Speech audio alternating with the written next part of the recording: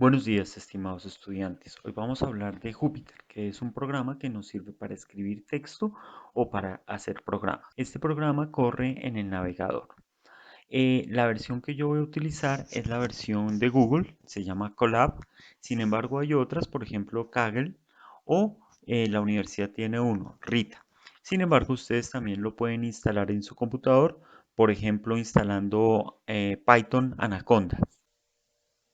Un cuaderno de Júpiter corre en el navegador. Básicamente el cuaderno de Júpiter está formado por celdas. Aquí con este más podemos ir agregando celdas. Una celda puede tener varias configuraciones. La podemos convertir a una celda de texto que en este caso se llama Markdown. Y pues podemos escribir en la celda.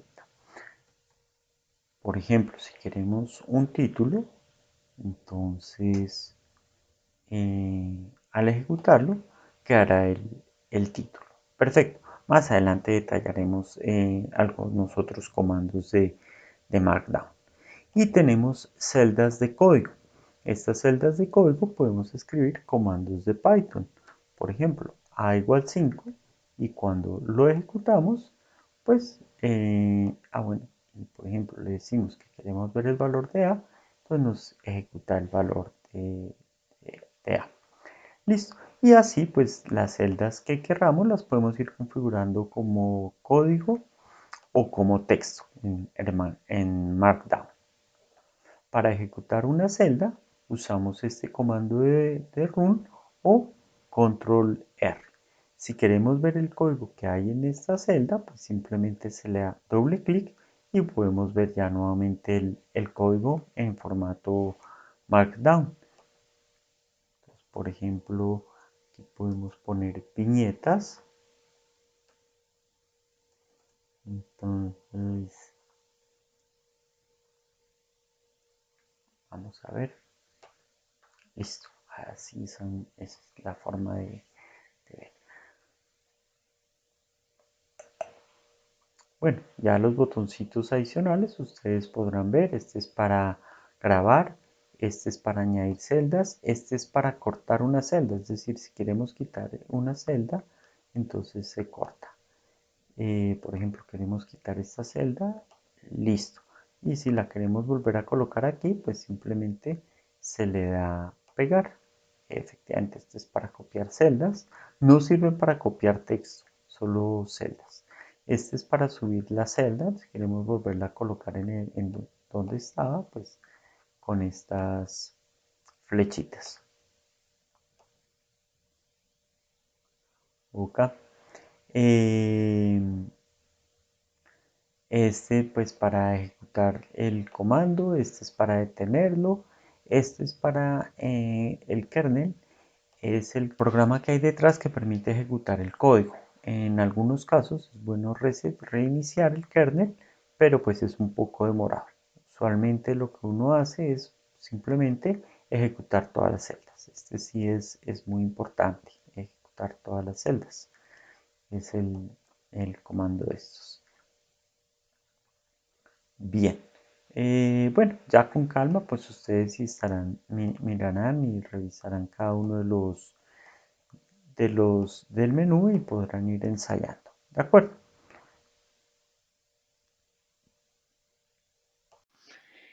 Listo. Entremos entonces en materia. Básicamente el texto de Jupyter está con un formato que se llama Markdown. Markdown nos permite diferentes tipos de títulos, como los que tenemos aquí. Permite letra itálica, permite trabajar en negrilla, permite diferentes niveles, en estos casos con viñeta o con numeración. El código para cada una de estas está acá. Si ven con el numeral, utilizamos para definir diferentes tipos de título. El asterisco o el guión bajo nos sirve para la itálica. La negrilla también se utiliza con asterisco o doble guión bajo. Los diferentes niveles se utilizan con el asterisco dejando espacios. Entre más espacios dejemos, mayor es el nivel. Y las listas, pero Con números se utiliza con 1 punto. ¿De acuerdo? Bueno, la verdad es que pueden usar 2 puntos, pues 3 puntos, pues claro que con 1 punto es suficiente. Si quieren colocar algún tipo de código, entonces lo colocan con estas comillas, pero son especiales. Tienen que tener cuidado porque son bastante inclinadas. Bien, el Markdown también nos permite escribir ecuaciones como la que hay ahí. Se utilizan las ecuaciones de LaTeX. Veamos entonces en qué consiste esa ecuación. La flechita arriba de la X se coloca con el backslash vec. Para colocar el paréntesis así de grande, se coloca left y paréntesis. Luego, para colocar los datos en una matriz, pues se coloca matrix. La X, el guión bajo 1, es el subíndice.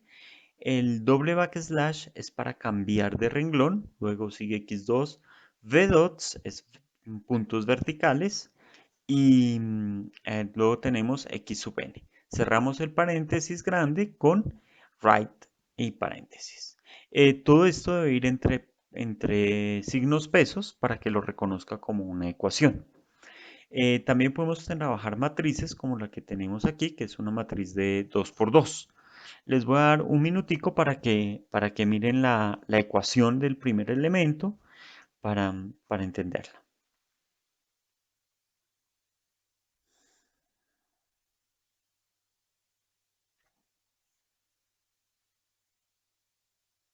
Listo.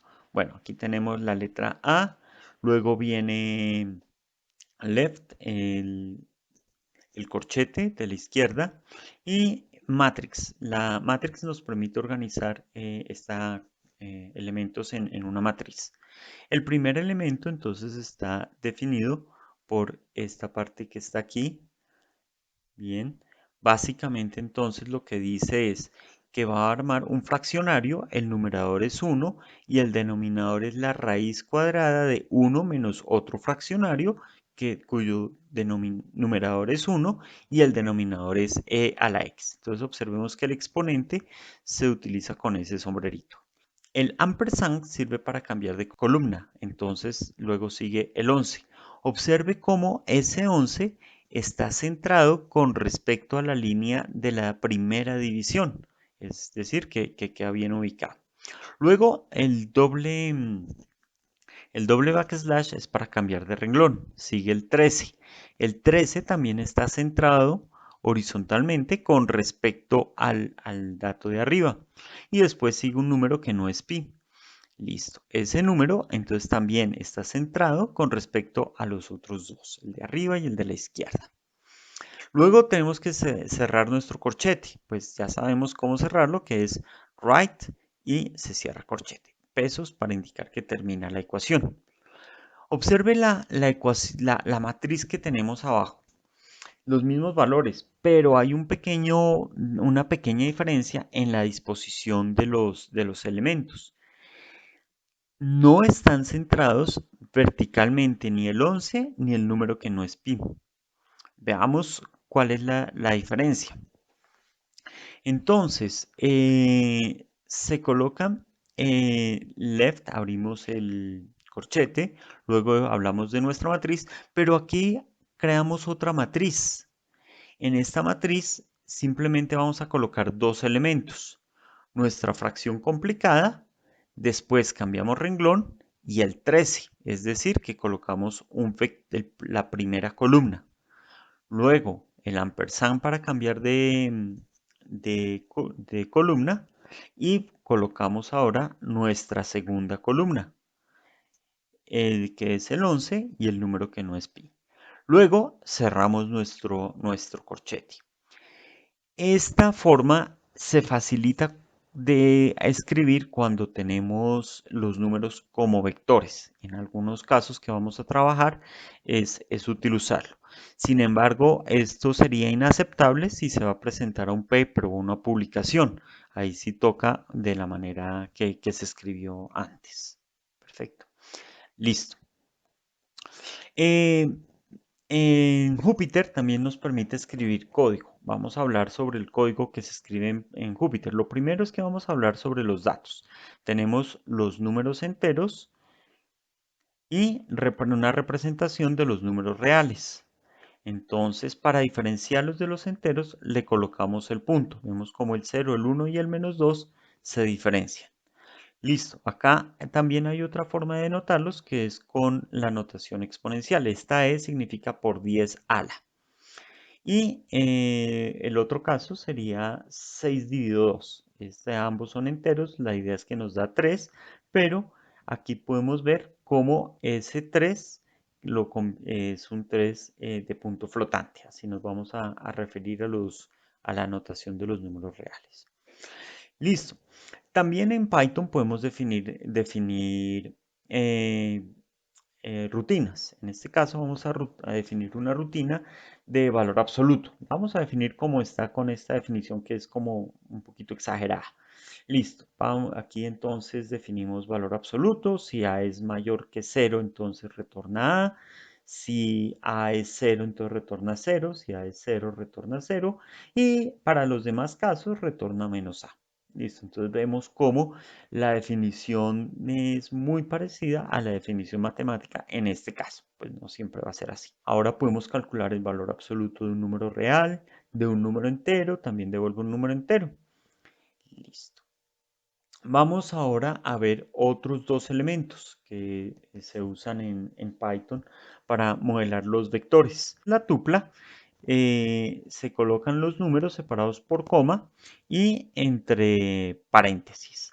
En la lista se colocan también los números separados por coma, pero con corchetes. Eh, Veamos una cosa, por ejemplo, para poder ver un número, ya sea en una tupla o en una lista, utilizamos los corchetes con el subíndice. En este caso, los subíndices comienzan desde 0, entonces el subíndice 2 corresponde al número 35. Pero vamos ahora a tratar de cambiar el elemento 2 de la tupla. Voy a quitarle los comentarios aquí y ejecutamos esta celda.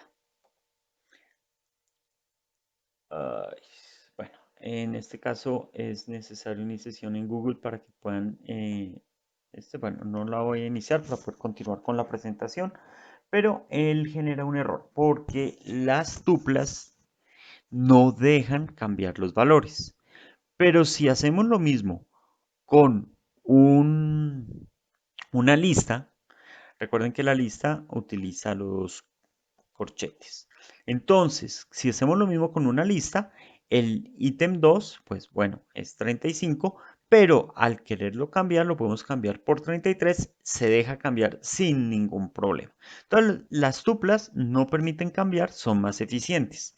Las listas son un poquito más demoradas, pero permiten cambiarse. La función len nos permite conocer la cantidad de elementos que tiene la tupla o la lista. Entonces, en este caso, esta lista tiene 7 elementos y esta tupla tiene 5 elementos. La función range nos permite generar una lista o una tupla de una cantidad de elementos. Por ejemplo, range 3 genera una lista, list range 3 genera la lista de 3 elementos. En este caso vamos a generar una tupla de 10 elementos. Recuerden que empiezan desde 0 hasta 9. Listo. Si usted, hay formas de que empiece desde otro número y los pasos no vayan de uno en uno, pero pues ya les queda a ustedes pues si quieren averiguar más al respecto. Vamos a hacer ahora una rutina. Esta rutina lo que va a hacer es calcular el promedio de los elementos de un vector. Entonces, aquí está la fórmula 1 sobre el número de elementos por la sumatoria de los elementos. En este caso hay unas celdas ocultas, entonces le hacemos clic ahí y podemos ver el código. Entonces aquí comienza. Vamos a definir la rutina. Vamos a hacer dos rutinas. Esta se llama promedio 1 y el parámetro son el vector de números. Vamos a tener un acumulador que nos va a llevar las sumas parciales, comienza desde 0. Luego, aquí viene digamos, lo interesante de Python. No sé si los lenguajes que ustedes han trabajado utilizan lo mismo. Entonces, vamos a decir que número es un solo número del vector que entró, que es números. y lo va a tomar en orden. Entonces va a empezar la iteración. Primero tomará el primer vector, después en la siguiente iteración el segundo, hasta que termine. Cuando termine la iteración, sale el ciclo for. Los elementos que se van a repetir en el ciclo for son los que tienen esta tienen esta tabulación. Entonces, comenzamos. Acumulador inicialmente está en 0 y número tiene el primer elemento de la lista. Entonces sumamos y ahora acumulador tiene el primer elemento de la lista. Se repite. Luego número tiene el segundo elemento de la lista y lo suma al primero. Entonces ya el acumulador ya tiene los dos primeros. Y así continúa con todos los elementos de la lista hasta que termine y tiene la suma de todos.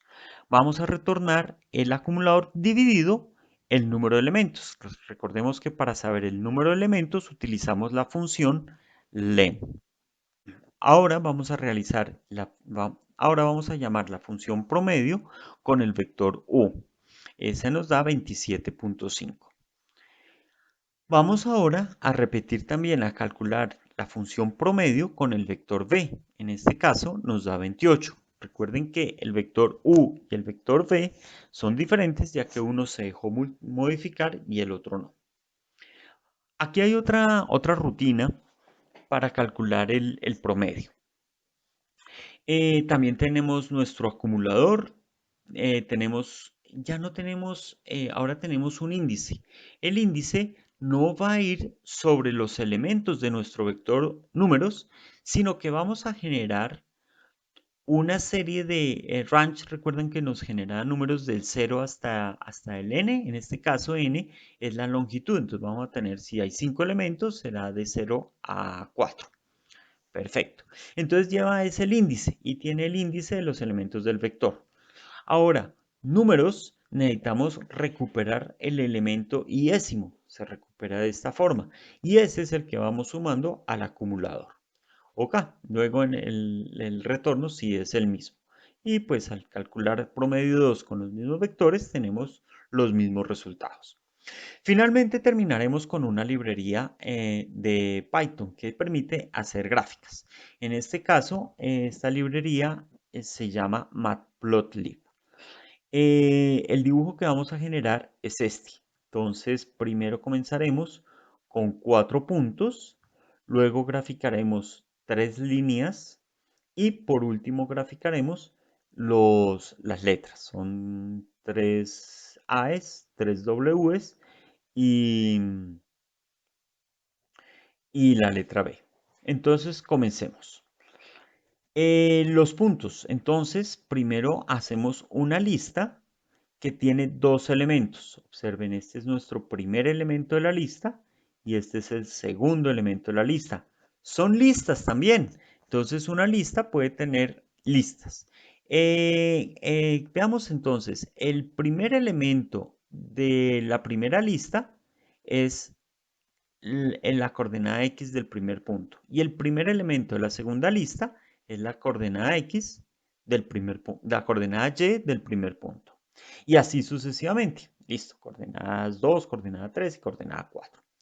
Luego llamamos la función scatter y cuando colocamos el asterisco antes de la variable puntos, significa que no vamos a devolver la lista que teníamos inicial, sino los elementos de esa lista. O sea que va a devolver dos elementos. 1, 2. Listo. Luego definimos el tamaño de los puntos y el color de los puntos. Bien.